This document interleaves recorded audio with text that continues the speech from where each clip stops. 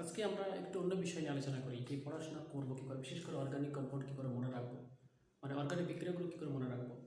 এমনি সাধারণত অর্গানিক বিক্রিয়া কিন্তু অনেকের মনে থাকে না, অনেকে মনে করে এটা খুব বিরক্তিকর একটা সাবজেক্ট, একটা বিরক্তিকর পার্ট। না, অর্গানিক কিন্তু বিরক্তিকর পার্ট নয়।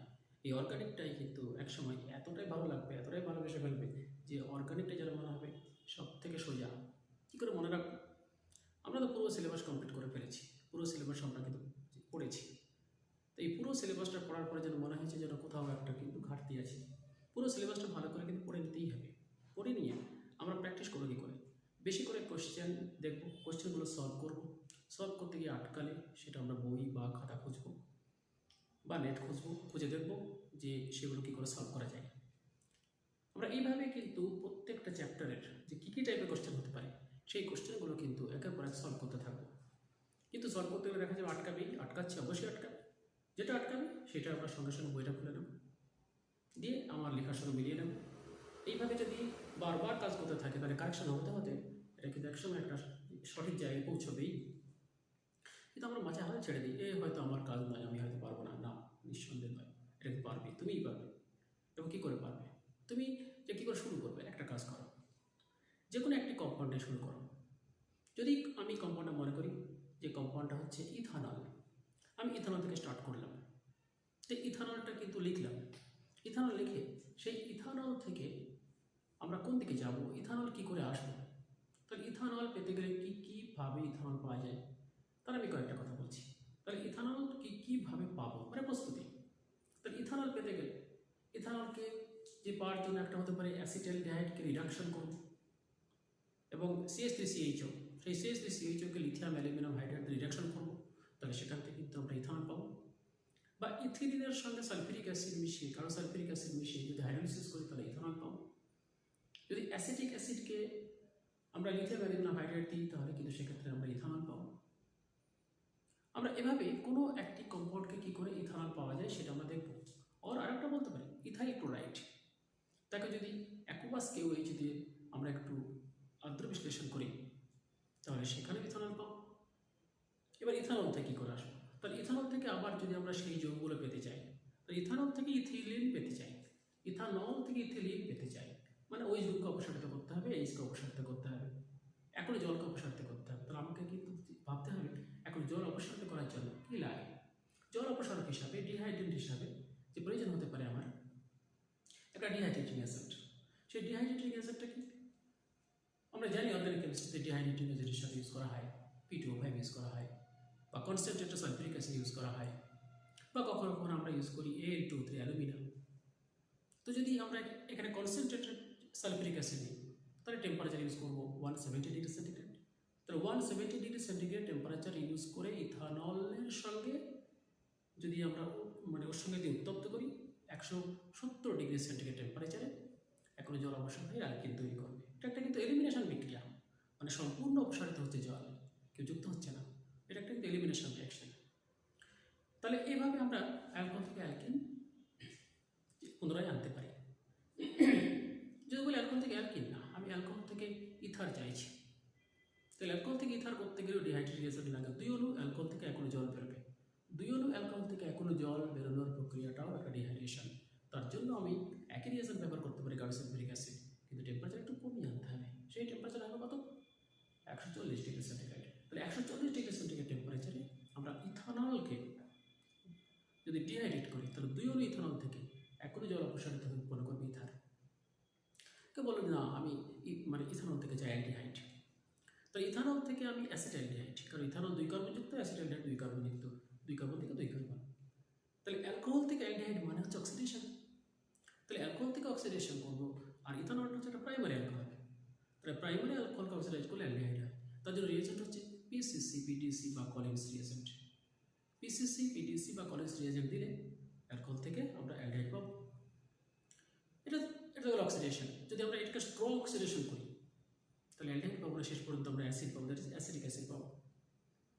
এই ইথানলের আর একটা ভালো বিক্রিয়া আমরা দেখতে পাই যে ইথানল থেকে তাহলে আমরা কী করে এস্টার তৈরি করবো। তাহলে ইথানল থেকে এস্টার তৈরি করতে গেলে ইথানলকে একটু অ্যাসিটিক অ্যাসিড মিশিয়ে গাঢ় সালফিউরিক অ্যাসিড সহ যদি কিছুক্ষণ গরম করি তাহলে কিন্তু একটা এস্টারিফিকেশন বিক্রিয়া হয়, ইথাইল অ্যাসিড উৎপন্ন করে, যার গন্ধ পাকা ফল ফলের নেই মিষ্টি গন্ধ। তাহলে আমরা ওখান থেকে এস্টারও পেতে পারি। আমরা ইথানল থেকে পেতে পারি একটা অ্যাসিটাল। তাহলে ইথানলকে যদি দিই acetaldehyde in presence of dry HCl, রিজনটা কিন্তু ড্রাই HCl, তাহলে ওখানে পাবো কিন্তু অ্যাসিটাল। তাহলে এখান থেকে কিন্তু অ্যাসিটালও তৈরি করা যায়। এই ইথানল থেকে আর কোন ভাবে যাব? আমি ইথানল থেকে আবার চাই অ্যালকিল হ্যালাইড, কি ইথাইল ক্লোরাইড। তো ইথানলের সঙ্গে PCl5 বা PCl3 বা SOCl2 দিলে এখানে প্রতিস্থাপন বিক্রিয়া হবে, এখানে কিন্তু সাবস্টিটিউশন বিক্রিয়া হবে। সেই প্রতিস্থাপন বা সাবস্টিটিউশন বিক্রিয়ায় ইথাইল ক্লোরাইড বা অ্যালকিল হ্যালাইড পাবো। এখানে যদি আমরা মনে করি PCl3 PCl5 দেবো না, তাহলে PI3 যদি দিই বা রেড PI2 দিই, তাহলে হবে ইথাইল আয়োডাইড পাবো। এটা কিন্তু যে কোনো অ্যালকোহলের জন্য প্রযোজ্য। তাহলে অ্যালকোহলের সঙ্গে এইরূপ রিয়েকশন দিলে কিন্তু অ্যালকিল হ্যালাইড উৎপন্ন করা যায়। তো তাহলে আমরা অনেক কিছু দেখলাম। অ্যালকোহল থেকে আমরা ইথার তৈরি করলাম, অ্যালকোহল থেকে আমরা অ্যালকিন তৈরি করলাম, অ্যালকোহল থেকে ইথাইল ক্লোরাইড বা ইথাইল আয়োডাইড বা ইথাইল ব্রোমাইড তৈরি করলাম, বা অ্যালকোহল থেকে আমরা তৈরি করলাম এস্টার, অ্যালকোহল থেকে আমরা তৈরি করলাম অ্যাসিটাল, অ্যালকোহল থেকে তৈরি করলাম অ্যাসিটালডিহাইড। তাহলে দেখো একটা থেকে অনেক দূরে যাওয়া গেল। এবার আমি হয়তো অ্যালকোহল থেকে অ্যাসিটালডিহাইড এলাম, এবার অ্যাসিটালডিহাইড শুরু করি। তাহলে অ্যাসিটালডিহাইড কোন দিকে যাওয়া যায়? এই অ্যাসিটালডিহাইড একটা এমন যৌগ যাকে অক্সিডাইজ করলে অ্যাসিটিক অ্যাসিড হবে। এই অ্যাসিটালডিহাইডকে যদি আমরা ডিল NaOH দিয়ে মানে সেখানে একটা করি, কন্ডেনসেশন বিক্রিয়া করি, যাকে বলে অ্যালডল কন্ডেনসেশন, তাহলে সেই ক্ষেত্রে আমরা পাবো কিন্তু বিটা হাইড্রক্সি বিটার অ্যালডিহাইড, যা থেকে এখনই জল অপসারণ থেকে উৎপন্ন করবে কি ক্রোটন অ্যালডিহাইড। তাহলে এর কিন্তু অ্যালডল একটা বিক্রিয়া ঘটানো যায়।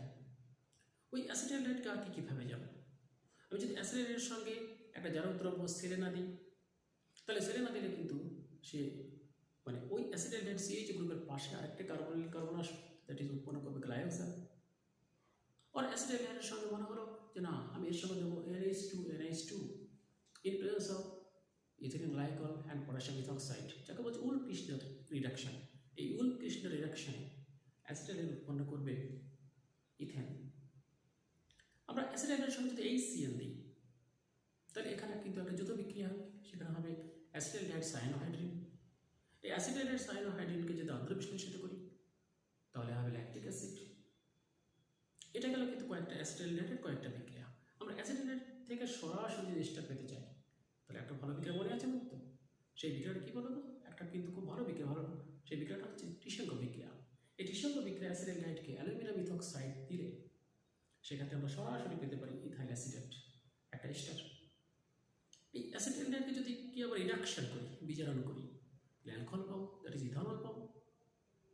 আর অ্যাসিটালডিহাইডের সঙ্গে যদি আমরা আবার ওখান থেকে যে একটু হাইড্রোজেন দিই বা সেমি কার্বক্সাইড দিই বা কার্বক্সাইড দিই, তাহলে হাইড্রোজেন দিলে হাইড্রোজেন পাবো, সেমি কার্বক্সাইড দিলে সেমি কার্বজেন পাবো, আর কার্বক্সাইড দিলে কার্বজেন পাবো। 2,4-ডাইনাইট্রোফিনাইল হাইড্রোজেন যদি দিই, তাহলে 2,4-ডাইনাইট্রোফিনাইল হাইড্রোজেন পাবো। আমরা যদি অ্যাসিটালডিহাইডকে PCl5 দিই, তাহলে হবে ডাইক্লোরোঅ্যাসিটাইল, দ্যাট ইজ CH3CHCl2, যাকে আমরা বলি জেমিনাল ডাইহ্যালাইড।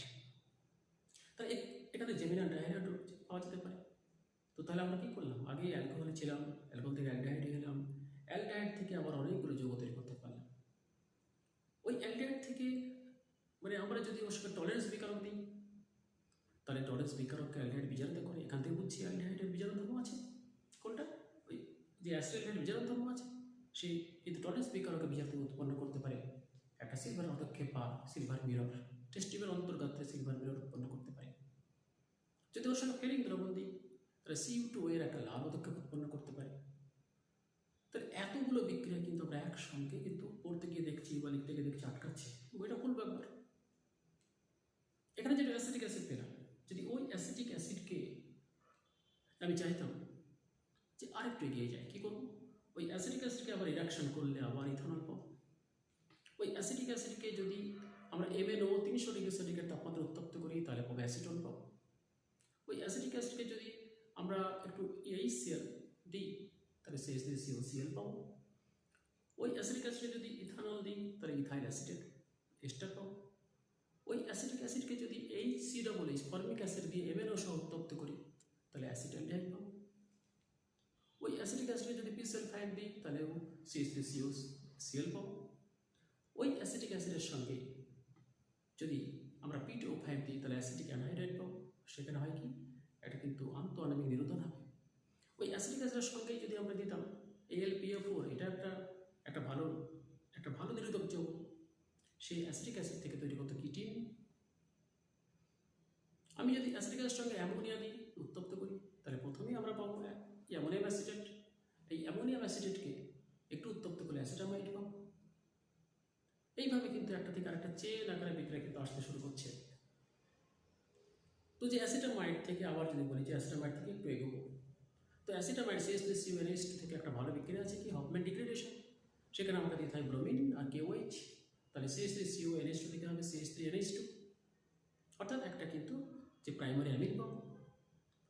ওই অ্যাসিটামাইডকে যদি P2O5 দিই, তো P2O5 এর কাজ কিন্তু জল শোষণ করা। সে উৎপন্ন করে CH3Cl, অর্থাৎ এটাকে আমরা বলি মিথাইল সায়ানাইড। মিথাইল সায়ানাইডকে আংশিক আদ্রবিশ্লেষণ যদি করি ইন প্রেজেন্স অফ H2O2NaOH, তাহলে আমরা পাবো অ্যাসিটামাইড। ওর সঙ্গে যদি আমরা সম্পূর্ণ আদ্রবিশ্লেষণ করি CH3Cl-কে, তাহলে আমরা পাবো সেখানে অ্যাসিটিক অ্যাসিড। CH3Cl-কে যদি SnCl2HCl দিই, তাহলে স্টিফেন বিজন করব যে CH3Cl থেকে আমরা পাবো CH3CHO, অর্থাৎ আমরা কিন্তু অ্যাসিটেট পেতে পারবো। আমরা এইভাবে একটা যৌগ থেকে আরেকটা জায়গায় ইজিলি কনভার্ট করতে পারি। তো আমি ছিলাম কোথায়, ইথানলে, ইথানল থেকে এসেছিলাম অ্যাসিটালডিহাইডে, অ্যাসিটালডিহাইড থেকে এসেছিলাম অ্যাসিটিক অ্যাসিডে, সেখানে গেছে অ্যাসিটামাইডে, অ্যাসিটামাইড থেকে গেছে CH3CuN। এখানে যে ওই CH3Cl-টাকে যদি একটু বিজারিত করি লিথিয়াম অ্যালুমিনিয়াম হাইড্রাইড দিয়ে আর সোডিয়াম অ্যালকোহল দিয়ে, তাহলে একটা আমরা ইথাইল অ্যামিন পাবো, একটা প্রাইমারি অ্যামিন। ওই প্রাইমারি অ্যামিনের সঙ্গে CaCl3 ক্লোরোফর্ম আর KOH দিয়ে যদি উত্তপ্ত করি, তাহলে ইথাইল আইসোসায়ানাইড পাবো। তার মানে এটাকে আমরা কি বলি, কার্মিল অ্যামিন বিক্রিয়া। প্রত্যেকটা যৌগ থেকে আর কোন কোন যৌগে যাওয়া যায় চিন্তা করবে। যদি দেখো যে এই চিন্তা করতে অসুবিধা হচ্ছে, কোথাও আটকাচ্ছে, সঙ্গে সঙ্গে বইটা পড়বে। তোমাদের কাছে তো সবসময় হাতের কাছে বই থাকছে, সেই বই থেকে কিন্তু বার করে সেই রিয়াকশনে কিন্তু কমপ্লিট করবে। এইভাবে রিহার্সাল করতে থাকলে অর্গানিক সহজেই মনে থাকবে। এর কোনো চিন্তার কোনো কারণই নেই। যখনই পড়তে বসবে কোনো একটা কম্পাউন্ড নিয়ে শুরু করো, সেই কম্পাউন্ড থেকে বিভিন্ন দিকে যাওয়ার চেষ্টা করো। ঠিক যখনই দেখছো আটকাচ্ছে, ঠিক তখনই বইটা করো, দিয়ে সেই যে সমস্যাটা সমাধান করো। এভাবে যদি কয়েকবার করতে থাকো,